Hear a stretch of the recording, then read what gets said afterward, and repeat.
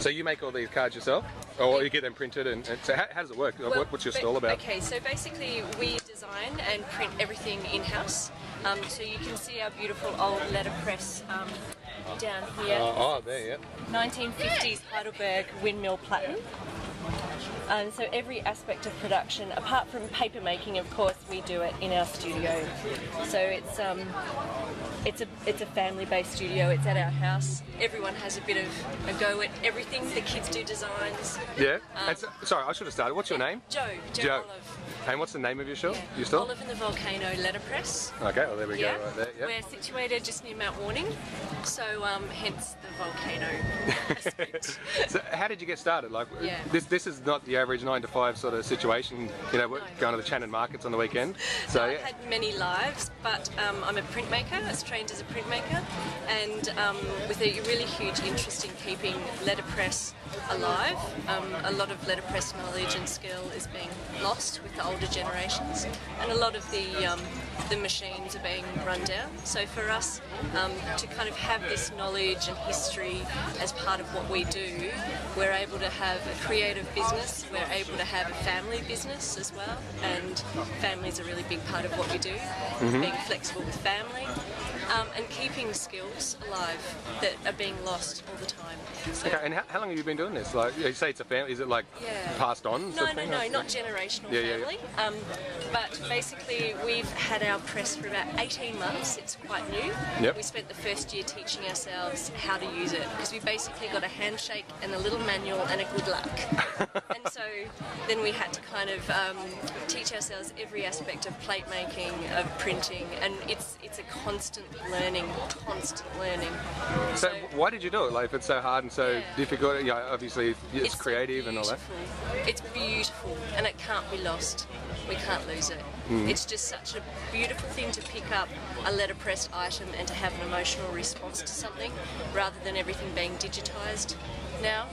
So I think we're losing that connection with making, and you know, we want to kind of show people too that the cards are $6.50, but there's so much that goes into producing that card, and there's so much time and there's so much knowledge that is needed to produce this tiny little piece of paper with a print on it. Okay, and what, let's say, thinking of your typical, you know, customer or the people that love this sort of stuff, what are they getting out of it on the other end? Because that's where the true value is once it leaves you.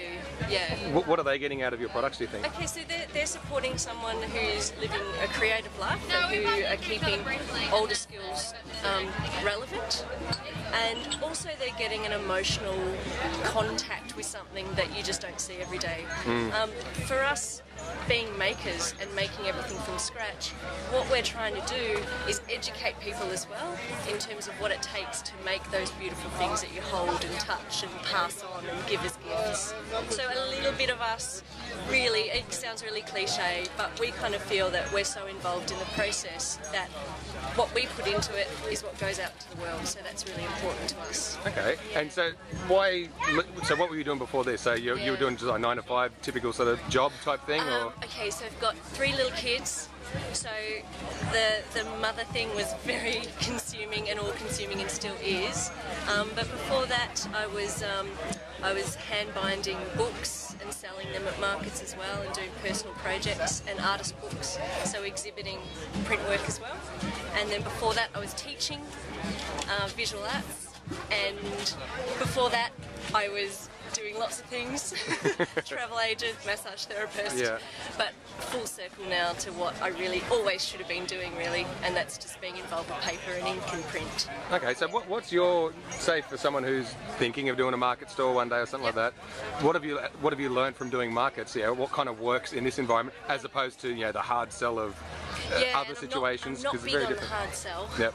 So I really see the market as a way to connect and know who's buying and who appreciates and who loves what we do. So it's a real personal connection for me.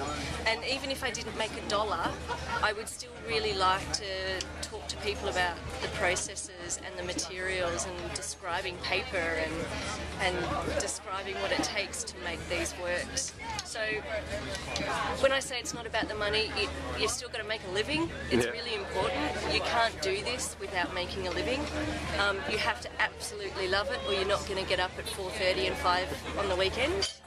And I think we kind of feel too that we teach our kids the value of producing things with integrity and honesty and passing them on to other people who value that as much as what we do and the hard work it takes. Excellent. Well, now, if people are watching this now, where can they go? What's your website? Website is www.oliveandthevolcano.com. And we sell online, we do personal print projects, and we produce our own work that we wholesale.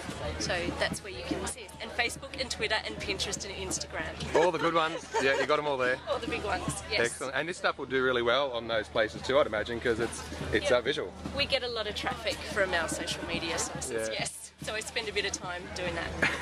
And calling it work. Yes, excellent, it's fun excellent. work. Well, thanks so much, Joe. Thanks. I'll talk to you soon. No worries. Thank you.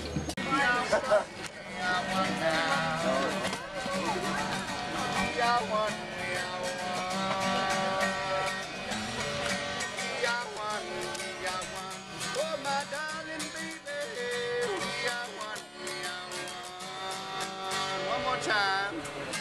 Now's the time for the children, the lovely little kids, the children in the hearts of us all.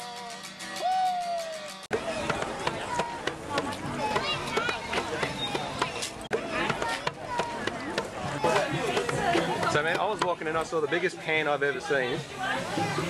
There they are right there. What is it? What's your name? Scott. Scott, and what is it you do here? What's the name of your store? This is paella time. Okay, and Cook up fresh seafood paella every week, and chicken and chorizo paella. So what goes into it, man? It looks awesome. It smells great. It's a saffron rice dish, and prawns, mussels, calamari, fish, chicken, chorizo, and we use authentic Spanish rice, real saffron. Yeah. What were you doing before this? Or how long have you been doing this? I've been doing this for 7 years. Yeah. And before that, I used to do stuff for Greenpeace and things like that. Had different jobs. Always full-time working. Yeah. And now we just do this. We cater weddings. We do things like Blues Fest. So what led you into this whole thing, man? The whole market thing? I was doing other things at markets for a while. I was doing poetry, and I've done made my own soaps, and I've done all sorts of things. Yep. But I just was always going to do food. And my cousins are chefs, and that's what we sort of do. And then I just felt this was the go, do paella at the market. So. Yeah. And so when you first stepped into that, man, out of say full-time employment, because I've been doing business myself for 7 years, and it's gone up and down and up and down. Straight away down. Straight away. Start it's down. a big climb back. You climb out of that hole, man. Yeah. Now look, it's like 7 years now the business, and now it's going good. Now we're flying. So what do you think the secret is to your success in doing your thing in this environment? Yeah. A few things. Good energy, and not just in the business and your personal life as well. So it's got to be a mixture. It's got to be a balance of both, Yep. And it's a no-brainer, man. Good food, good price. Yep. And no cutting corners. Putting the shit ingredient. I use the best stuff, and my ingredients are the same as you get at the balcony restaurant in Byron Bay, and I charge $14 a plate, and theirs is $35. And I don't cut any corners. So that's the key for me. And what about getting people to actually come and check it out? Yeah. What's the? Oh, look, the smells get out there, you know, again, good quality ingredients. We chop up everything fresh here in the morning. Yep. So we don't pre-prep anything. And, See, like, real life example, someone's just coming over to say how lovely it is. yeah, everything's prepped here in the morning, so people see fish coming out, big bits of fish. Yep. When my chicken gets cut here, onions, everything's done on the day. So that smell is just fresh, you know. Good food, good price, good energy, that's the balance.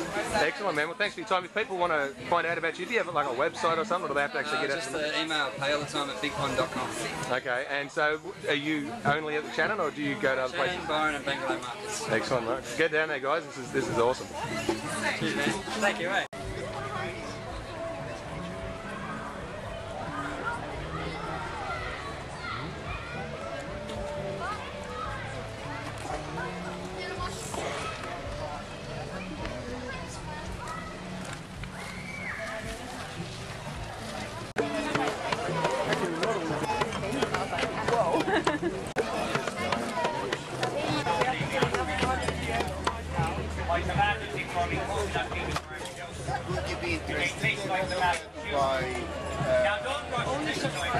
There you go. Well, g'day, Andrew.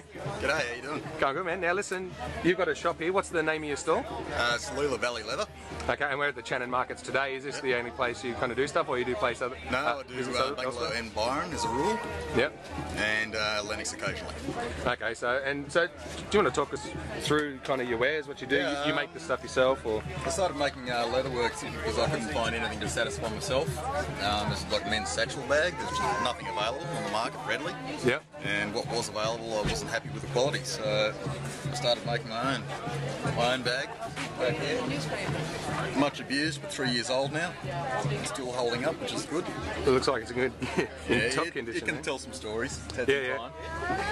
Adds the character. So what got you started doing the leather work? And we'll go back and get a bit of your story as well. Well, I've been doing leather for about 20 plus years now, and when I used to make bags, it was sort of gifts for friends, special requests, things like that, and people were telling me, you should make this and sell them, you should make them sell them.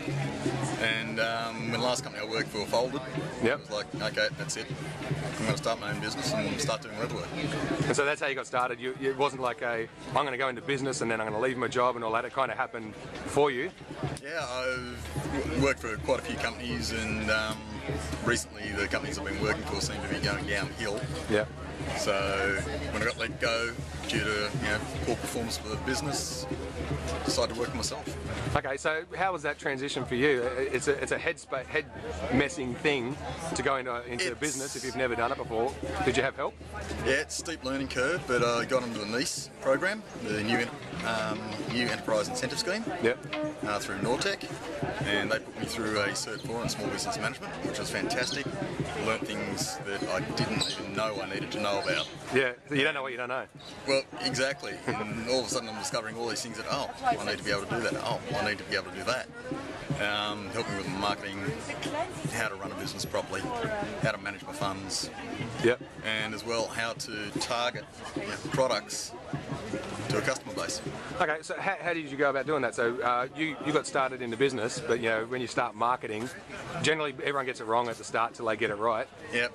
What are some of the things you were kind of doing that you learnt, the hard lessons? It was a lot of market testing. Ran a couple of focus groups, pulled in people I knew, walked around with a survey at markets going, what do you really want to see in leatherwork? Yep. The common thing was, I want to see something that's quality, I want to see something that's going to last more than 2 months. I want to see something that's local.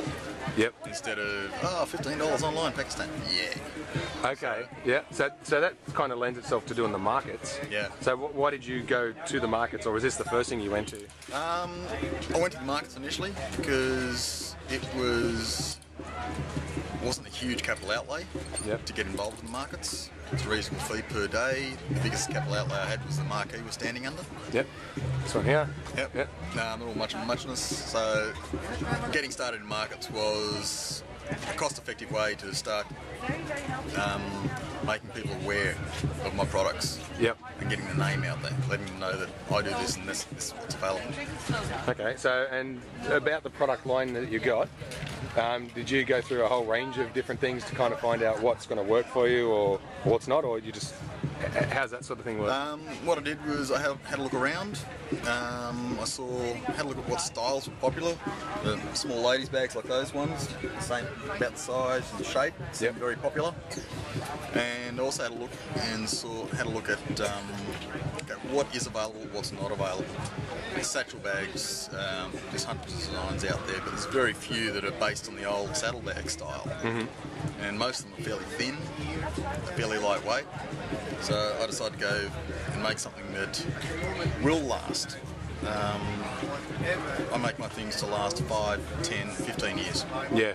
I don't want to, I'm not going to sell something that's going to need repair in 12 months' time.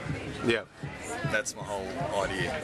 So built to last, good quality stuff. You take care of it, give it to the grandkids. Yeah. It's something you can hand on. Yeah. Something that will grow with you, wear in, something that will tell a story. Yeah, okay, so how important is the story to marketing then? How, in this, when I say marketing, it's not just marketing, it's you're actually in the marketplace. Yeah. So how important is the story to actually kind of attract people? I think the story is an addition to the quality. Everybody, I think, has had their favourite bag, their favourite jeans, their favourite pair of runners, and you get upset when they disappear. They're worn out. You've got to get new ones. They're not quite the same. They're not that old friend you've been used to using and having for the past X number of years. Yeah. So the idea is, my bags aren't cheap. Yep. But you take the bags. I can pretty much guarantee you it's going to last you 2 to 3 years minimum, even if you abuse it. Yes. So that's what I'm selling. Something that's going to stand by, something that's reliable. Excellent, man. So if people want to find out about you, you've got a Facebook page. What would they need to type into the search bar in Facebook to check out what you're doing online? It's just facebook.com/Leela Valley Leather, all one word.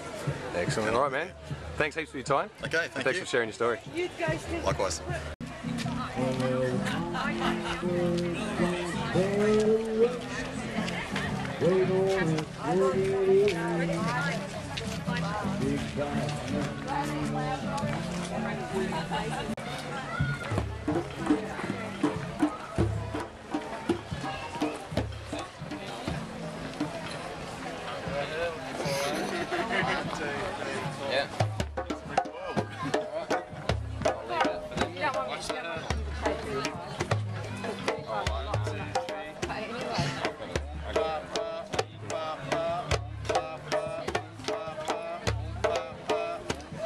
Okay, we'll say it this way.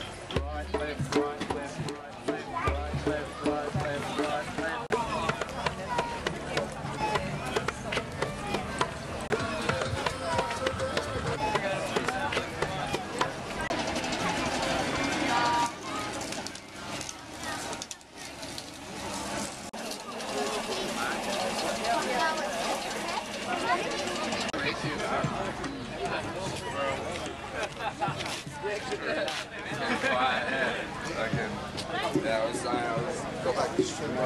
How you going, mate? Good, thanks. I'm doing a sort of a story from my website, just getting a few of the stories from the market stall owners.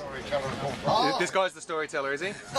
Yeah. So what's your name? Doug. Doug? All right, Doug. So what's this store? This is the strawberry. Monty Strawberries. Yep. I like that name. My name's Montgomery and I get called Monty. So, Well, our name's Montgomery. mate, we might be related. Who knows? Oh, who we'll knows? find out after this. Okay. Yeah. So, yeah, tell us about your store, mate. How long have you been doing this for? Well, actually, my brother, he's the actual strawberry grower. He's at Mawulumbar, Yep. just underneath Mount Warning. He's been selling strawberries now around the area for about 18 years. Yep. Diversified into choc dip strawberries, ice blocks, fruit flats. His wife makes all the fruit flats. Well, I'll get all these are the fruit flats. Yep. And everybody loves them. Now, the one that I know firsthand is this the double dipped chocolate things. My son had one earlier and he loved it. So it's one of these things. Here we go. Dipped it once, Yeah, it's already been done. and then we dip it again. He loved the idea of a double dip, a legal double dip. A legal double dip. No. So you've been growing in the strawberry biz for a number of years now, but when did you actually start doing this place? Doing Channon. Or this actual store? Because you're at the Channon, where else are you?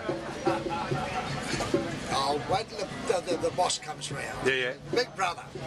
We're brothers. Two farmers markets. Yeah. Just two farmers markets outside the weekend markets. Okay, which ones are they? Warren Bay Farmers and Bangalow Farmers. Okay. Cool. And so why this business, of all things? Why did you get started in the market stall thing? Well, the reason Kerry got started in the markets was the fact that he started growing tomatoes and had a beautiful crop of tomatoes. The agent came down from Rocklea and said, I don't want them, they're too nice or too big. Yeah. And it went into strawberries. Finally got a full pallet of strawberries, set it up there, and got less than what it cost him to make them, to produce them. So a friend of his sort of introduced him into this, the local markets. Yep. And the farmers markets, and he's been there doing it ever since. So doing it. So what changed though? What allows you to kind of stay in business as opposed to spending more than you make? First of all, it's the quality. Yep. That's the biggest thing. And then pleasant nature behind the counter. Yep. And back to quality. Back to quality. So in a market stall like this, what do you think's the key to success? If someone's watching this and they want to do a market stall type venture, and it doesn't matter what it is. A smile. What's that? A smile. A smile. Yeah. That's the biggest marketing tip you can give. The biggest marketing tip you can give. How's that work? There you are. I'm smiling, you're smiling. There you go. And that's it. You sort of stand here and you look at a person, you smile, and the person will smile back at you. Yeah. They can't help it. And it's a pleasant attitude. You can't get that online. No. So have you guys got a website or anything like that? Or? I don't think I've... No, they haven't got a website. No, you got to come down to the market then to get them. That's it. Yeah. So get down here, guys. Exactly right. Thanks heaps for your time. Thank you very much. What was that? We were off camera for a second chatting family history, but then you started telling about your strawberries and I thought, nah, we've got to catch this. So yeah, tell us about your strawberries. Well, the reason why Kerry's so successful with the strawberries is the fact that we're competing against the big supermarkets. So we can't compete against price. So what we're going to do is we're going to compete with quality. Yeah. The thing is, the supermarkets have got to pick them at least 3 to 4 days early, so they've got a shelf life. We pick them the day before, and we pack them that night, and they arrive at the market the following day. Right, so that's these strawberries right here. Yeah. So these are picked yesterday. They were picked yesterday. Yep. So that means they're ultra fresh, and you've got a beautiful taste. It's like picking a ripe tomato off the bush. That's where the taste is. You pick it 3 days early when it's a bit green, it's got no taste. And this is when you go to Bangalow, and the lady next door has got Trust tomatoes, and they're all ripe. They're beautiful tomatoes. Yeah. So this is why the people that sell fruit and veggies at the markets, especially the farmers markets, that's why they survive. Yeah. Because they've got to pick fresh. And so people will travel an hour to get to that market from wherever they are, rather than go to the shop next door, sort of thing. Exactly right. Or go to the big supermarket. Yeah. And we get a 1,000 comments every year is, oh, the strawberries we bought were no good. Now the reason why is because they've got to be picked too early. Where these are picked right at the right time. And here they are, and we'll finish on this beautiful view right here. Strawberries.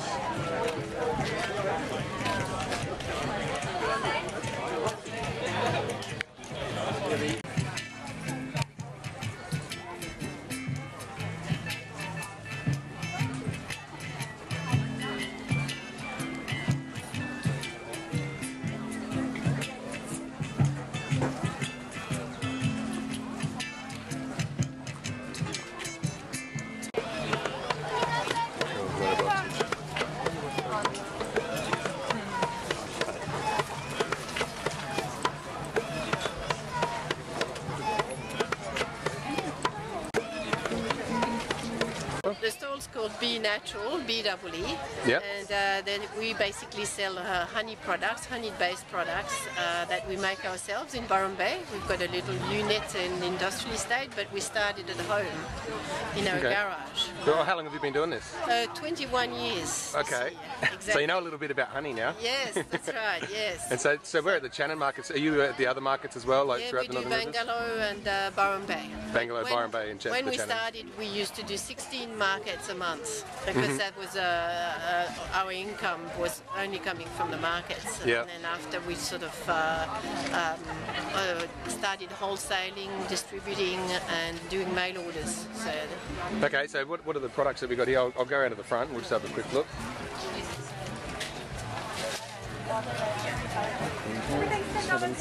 So I'll just get a scan of these ones. Yeah, so these look like shampoos, We've got hair care, insect repellent with natural ingredients in them, and then we have cream and dry skin creams, lip balms, and then hand and body lotions, scrubs, toners, and facial cleans and honey. Sorry.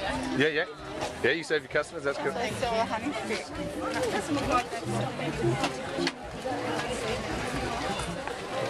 So you can see there's a big queue up here now, look at this. Everyone's lining up. I know, you're the second person to ask me about the honey sticks. Yeah, I know, sorry. But I can give you a little sample of honey if you like. Oh, a little, do you ever have one too? Yeah, sure. We juice is there. Thank you so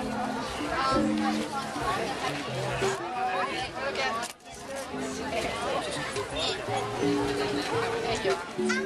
Oh, welcome in too. Yeah. Oh, thank you. Somewhere in the market.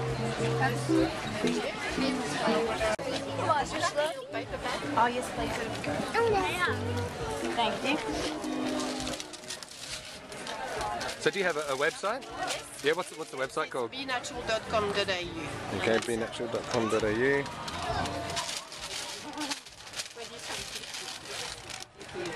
go. Cool, well thanks for your time. Okay, well, thanks. Good luck the rest of the day.